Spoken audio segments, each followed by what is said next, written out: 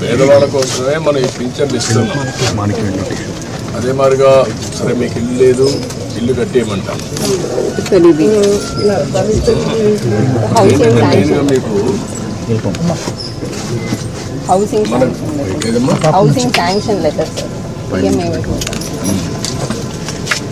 ఇప్పుడు ఇల్లు కూడా ఒకటి శాంక్షన్ చేస్తున్నారు, కట్టిస్తారు. ఆయన పాములు సార్ ఆయన పేరు మీద వచ్చింది.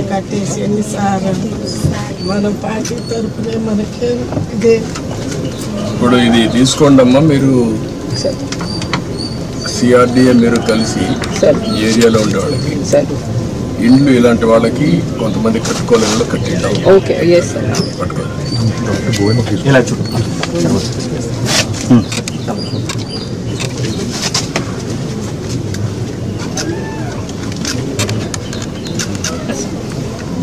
మనకి డీటెయిల్స్ ఏంటనేది so this is basically beneficiary lead construction sir. But మీరు అన్నట్టు ఇంకా వాళ్ళు కట్టలేకపోతే మనం పాలసీ ద్వారా ఇంకెవరి ద్వారా అటాచ్ చేసి చేయాలి సార్.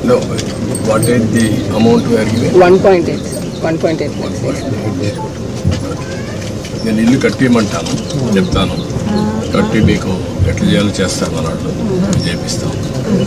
దానికంటే ముఖ్యంగా ఇప్పుడు ముగ్గురికి బెనిఫిట్ వస్తుంది. ఇంట్లో నీకు రాబోయే రోజుల్లో 4,000 వస్తుంది, ఆవిడికి 5,000 వస్తుంది, మీకు ఒక 4,000 వస్తుంది.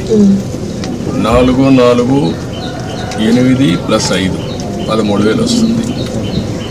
13,000 వచ్చినప్పుడు మీరు కొద్దిగా సంపాదించుకుంటున్నారు. వీళ్ళిద్దరిని చదివించుకొని వాళ్ళకి చదువుకు అవన్నీ ఏం చేయాలో అవన్నీ చేస్తూ ఉంటారు గవర్నమెంట్ కూడా.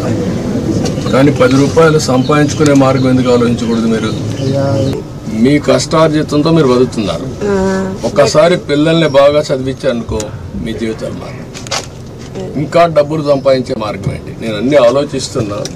పేదరికం లేని సమాజం అంటే ప్రతి ఒక్కరికి కూడా కనీస ఆదాయం సంపాదించే మార్గం మీకు చూపించాలనేది నా ఆలోచన. లేకపోతే మీ జీవితంలో ఇదే మరికి పుడతారు, ఇదే మరి చనిపోతారు. ఈ పిల్లలు కూడా ఇప్పుడు చదువుకుంటున్నారు. కనీసం ఏదంతవరకు మంచి పని చేశాం, అది శుభసూచకం. ఈ పిల్లల భవిష్యత్తు బాగుంటుంది. ఏంట్రా మీరు ఆలోచిస్తున్నారా?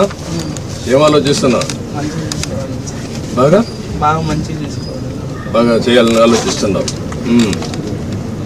ప్రతిరోజు చదువుకుండా బాగా క్లాసులో మంచి ర్యాంక్ వస్తుందా? ఎంత వస్తుంది? 310 వచ్చాయి 500కి. నీకంటే ఇంకా ఎంతమంది బాగా వచ్చారు? వాళ్ళకంటే నువ్వు ఎందుకు ముందు అంటాను కదా. నువ్వేంట్రా 7th క్లాస్లో కామన్ ఎగ్జామ్ అయింది కదా, అయిందా? అప్పుడు ఎంత వచ్చాయి మార్క్? 100కి 80 వచ్చాయి. నీకంటే ఎక్కువ వరకు వచ్చింది.